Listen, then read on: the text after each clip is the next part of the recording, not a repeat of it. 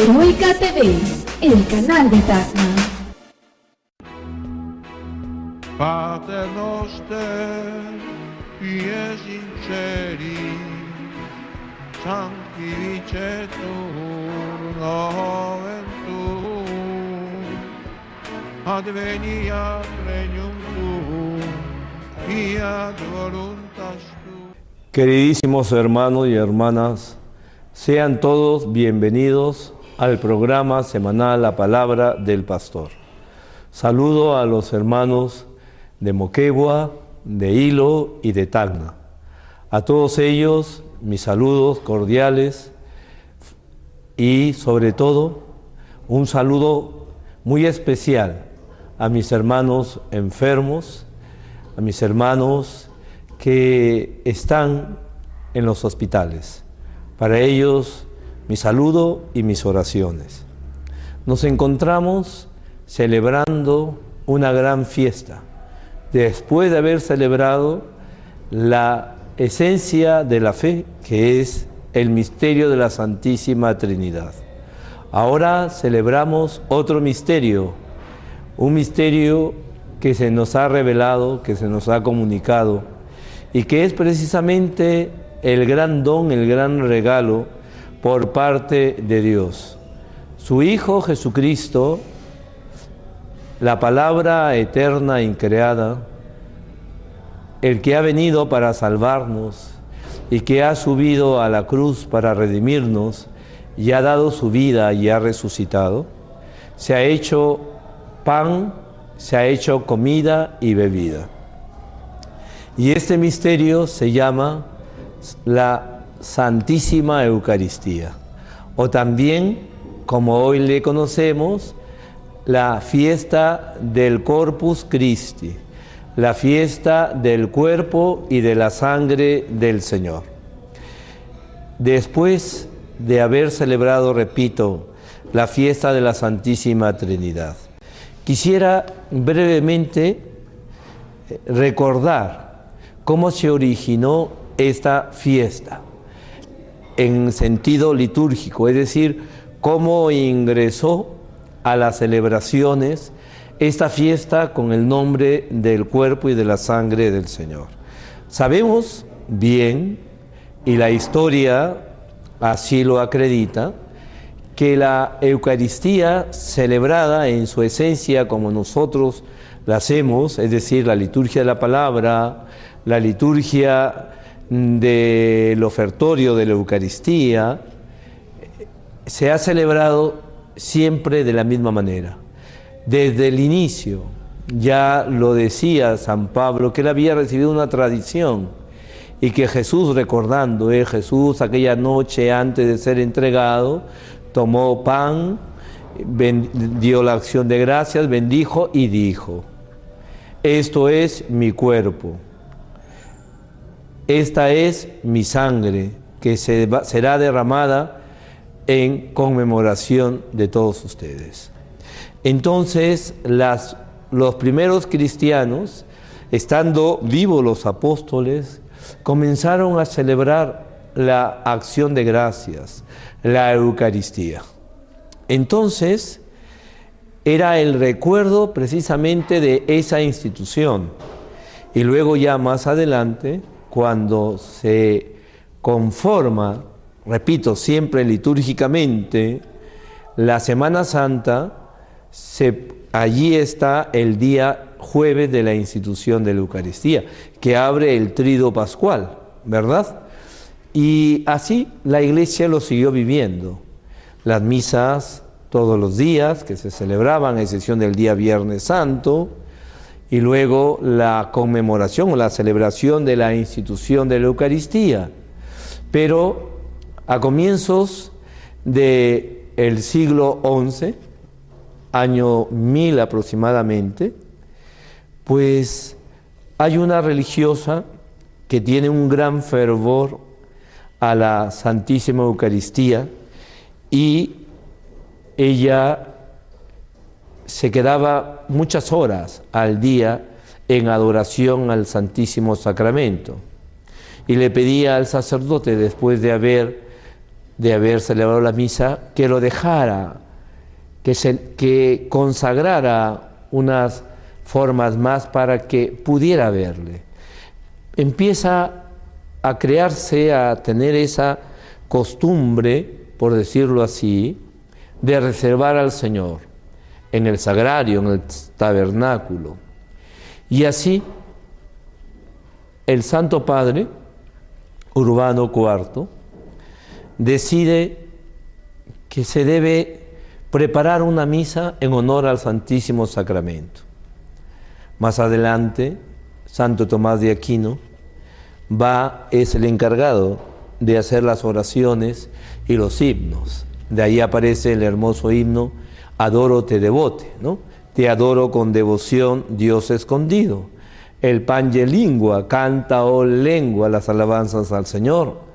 Y así, otros himnos, laudación, etcétera, etcétera, ¿no? Entonces, desde ese momento ya se empieza a tener una Eucaristía en el que la Iglesia agradece el misterio y lo coloca el día jueves, después de la fiesta de la Santísima Trinidad, para hacer referencia a ese otro jueves de la institución de la Eucaristía. Pero no contento con ello, todavía hay algo más. Es decir, hay que sacar al Señor por las plazas, por las calles, y por lo tanto es aquí donde se inicia también la procesión del Corpus Christi. Es aquí donde los artesanos, los orfebres, comienzan a crear y a hacer custodias muy hermosas, preciosas, engalanadas, con piedras preciosas, de una calidad excelente, de un material noble, etcétera, etcétera, ¿no? Es muy conocido las custodias de Toledo o de Sevilla, en México, acá también, las catedrales tienen unas custodias preciosas, pero ciertamente a este inicio de cómo se crea la fiesta de la Eucaristía, también hay un hecho personal de un sacerdote que cuando celebraba misa le venían dudas de pensar que si allí estaba, después de la consagración, Jesús. Y para ello viaja a Roma para pedirle al Santo Padre que le ayude a creer. Y resulta que ese sacerdote, cuando pasa por la ciudad italiana de Bolsena, celebra la misa.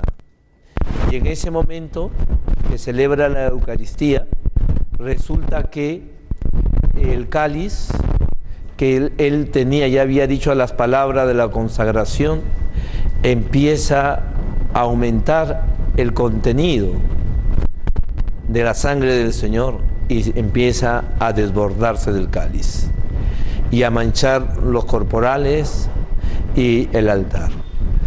Y efectivamente era la sangre de Cristo. Los estudios que se han hecho a esas manchas de sangre concuerdan con las manchas de sangre de la sábana de Turín, aquella sábana en la que envolvieron un cuerpo que habían crucificado, que la piedad y la tradición dice que es el cuerpo de Cristo.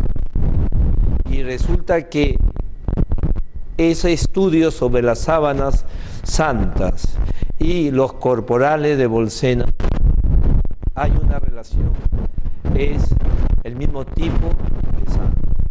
Podemos decir que conocemos el tipo de sangre de Jesús. Qué bonito.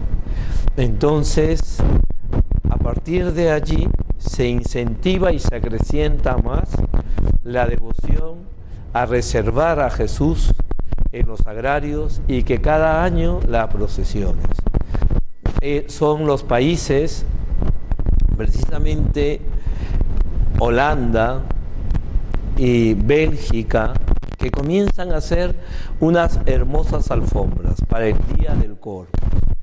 Países que gozan de una riqueza en flores, Holanda de tulipanes, y entonces empiezan a alfombrar las calles, recordando también, fíjense, esa relación.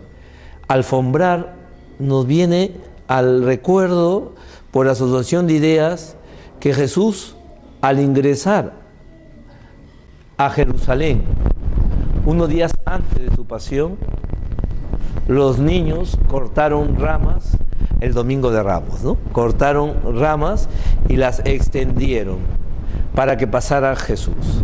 Pero esta celebración está sumergida en ese drama de que Jesús va a entregar su vida.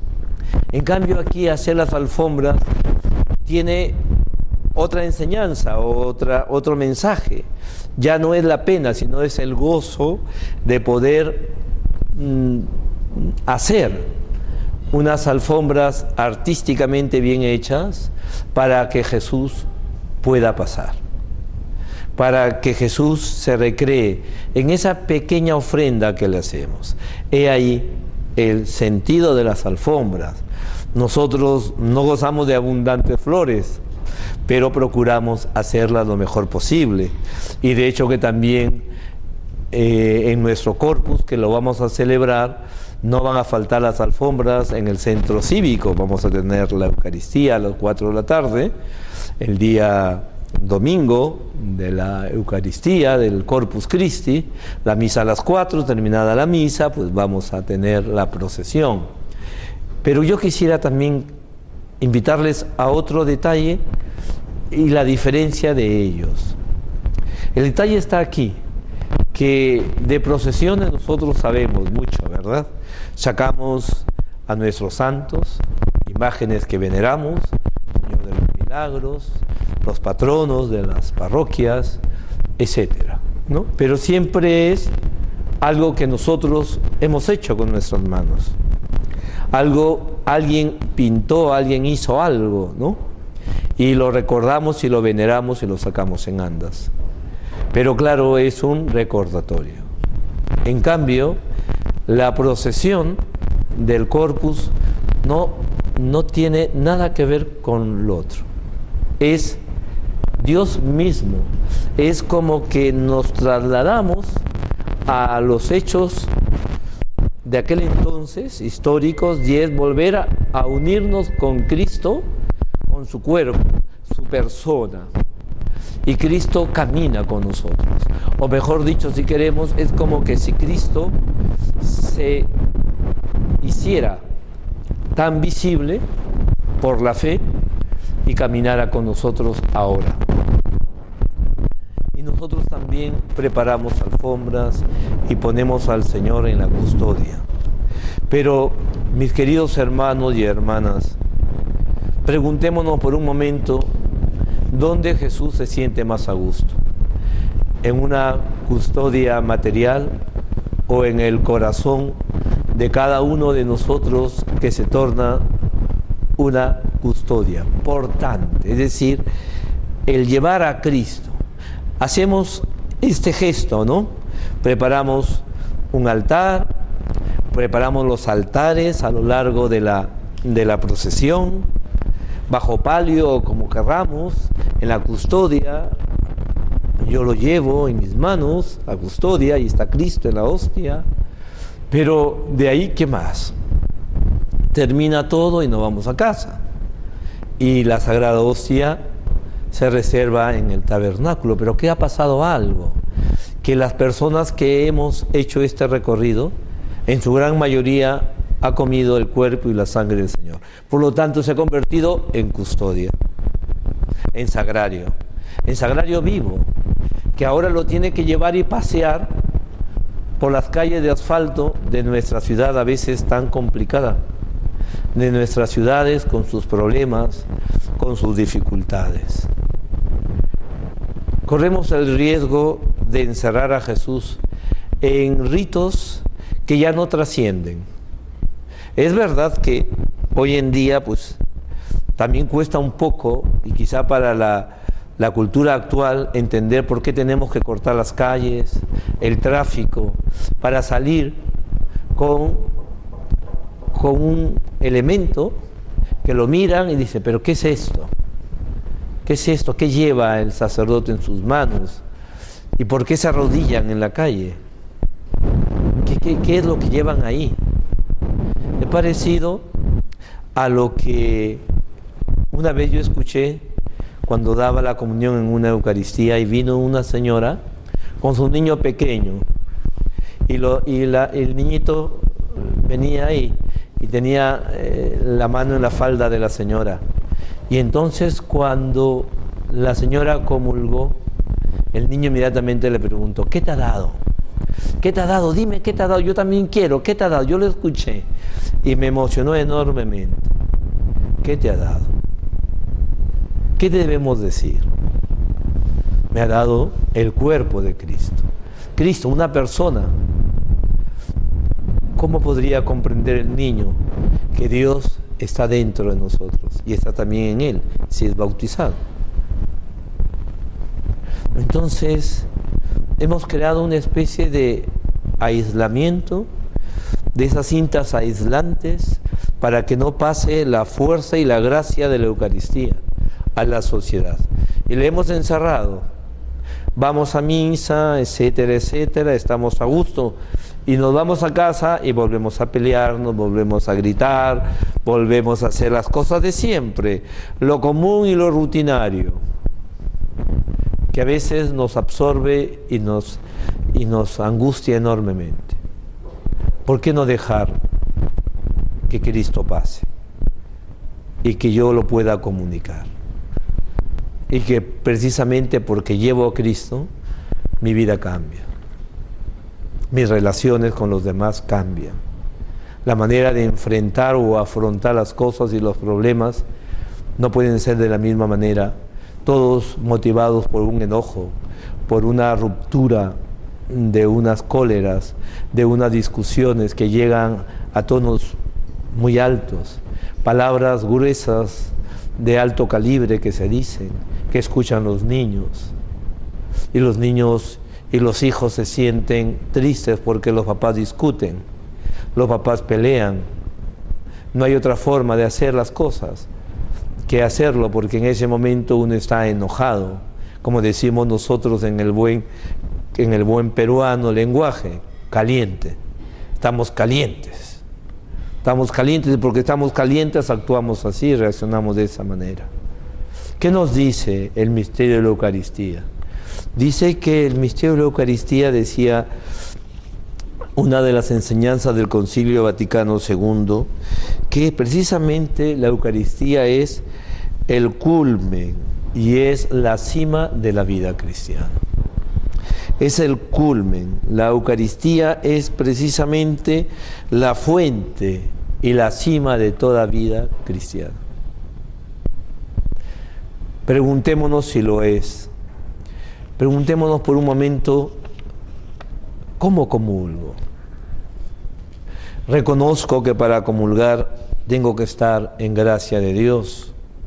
El Santo Padre Francisco, el día jueves que él presidió la misa y la procesión, decía en su homilía que la Eucaristía no es para los perfectos, sino para los débiles, para los pecadores, pecadores convertidos, pecadores que acuden al Señor a través del sacramento de la reconciliación para limpiar su alma, para limpiar esa alma, para poder recibir a Jesús como Él se merece. Nadie que está en su sano juicio invita a una persona y a propósito ensucia el lugar, el espacio, la casa donde va a estar esa persona. Sería de muy mal gusto y sobre todo demostraría una cierta maldad de la persona. Si yo invito a una persona a comer y no lavo el plato, ni los instrumentos, ni la cuchara o el tenedor, y están sucios, no se han lavado de meses o de años, demuestro pues una falta de sensatez.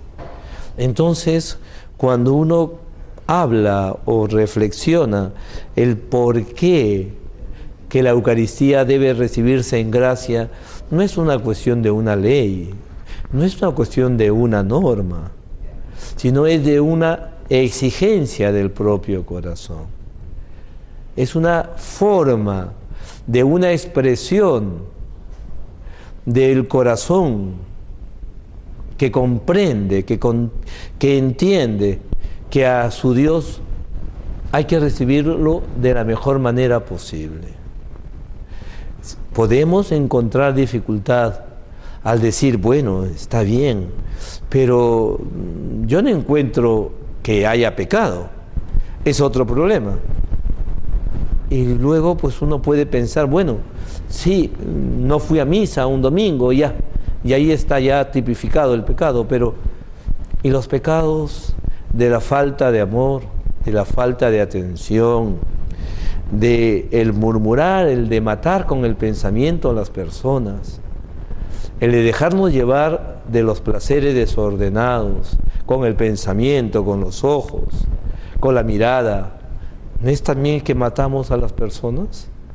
No podemos, salgamos de ese esquema preconcebido, yo no mato, yo no robo, ya está, punto.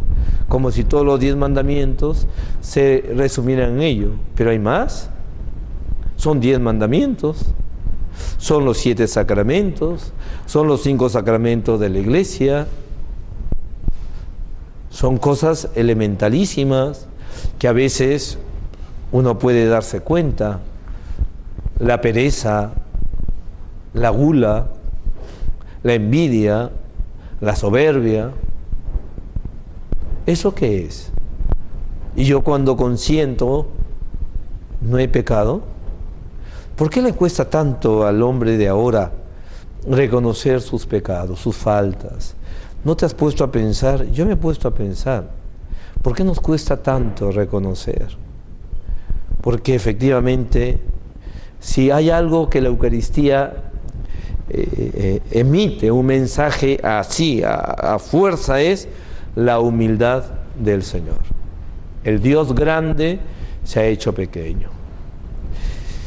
Y la criatura no quiere poner sus rodillas ante su Dios. No quiere arrodillarse. No quiere arrodillarse. Hay una anécdota o una tradición en México muy bonita en torno a la celebración del Corpus, que se celebraba ya del tiempo de la colonia, y cuentan que un agricultor, venía de su campo cargado con sus productos del campo, y se encontró con el Corpus, con la procesión, y dijo para sí, si de verdad lo que dice la Iglesia, que en esta hostia está Cristo, hasta mi mula tendría que ponerse de rodillas. Y lo pensó, ni siquiera lo dijo, y por sorpresa y para sorpresa de todos, la mula se arrodilló. Puede parecer un poco chocante, pero ya está, quizá me puedan decir, Monseñor, ¿qué nos quiere decir? Bueno, no hacía también San Francisco de Asís, cuando pasaba por un campo y decía, extasiado a las plantas, calla, calla, calla, ya sé que me hablas de Dios. No me lo repitas porque me muero de la impresión. Un hombre enamorado de Dios. Es cuestión de amor la Eucaristía. No es cuestión de cumplimiento. ¿Cuándo lo vamos a entender? ¿Cuándo vamos a comprenderlo? Que una hora en la Santa Misa no es una hora de resistencia forzosa. Porque si uno fuera así, ¡ay Dios! Tengo que ir a misa. ¡Qué tortura! ¡Qué horror! Podría pensar un enamorado, tengo que ir a ver a mi enamorada. ¡Qué tortura! ¡Qué fastidio! Son categorías distintas, ¿verdad? Bueno, pensémoslo por un momento. Pensemos por un momento cómo el amor es capaz de materializarse en tantos gestos. En el gesto de la madre que está mañana, tarde y noche en la cama de su hijo, midiéndole ella misma la presión, si le bajó o no le bajó la fiebre, poniéndole un poquito de algodón en sus labios resecos, de agua. Gestos, ¿no? Gestos de esperar que venga el hijo, al que viene ya muy tarde y cansado, le calienta la comida. Y nos parecería que son demasiados y pesados los gestos de llegar a misa puntual, de confesarme, de poner el esfuerzo si estoy cansado de estar atento a la lectura. ¿Sería demasiado eso? No lo es. Bueno, concluyamos este ratito de reflexión diciendo con el Señor, diciendo con toda la iglesia, creo, Señor, aumenta mi fe. Ayuda mi débil fe, mi pobre fe, que a veces vacila. Señor, yo creo, yo te amo, yo te adoro. Eucaristía, misterio de amor. Eucaristía, signo de unidad. Vínculo de caridad. Pues que Jesús, hostia santa, hostia pura, nos ayude a emprender, a seguir emprendiendo la tarea de ser auténticos cristianos. Y les doy la bendición de Dios Todopoderoso, Padre, Hijo y Espíritu Santo, descienda sobre ustedes y permanezca para siempre. Que tengan un bonito domingo del Corpus Christi. Pater noster, pies in celi, sanctificetur nomen tuum, adveniat regnum tuum, fiat voluntas tua.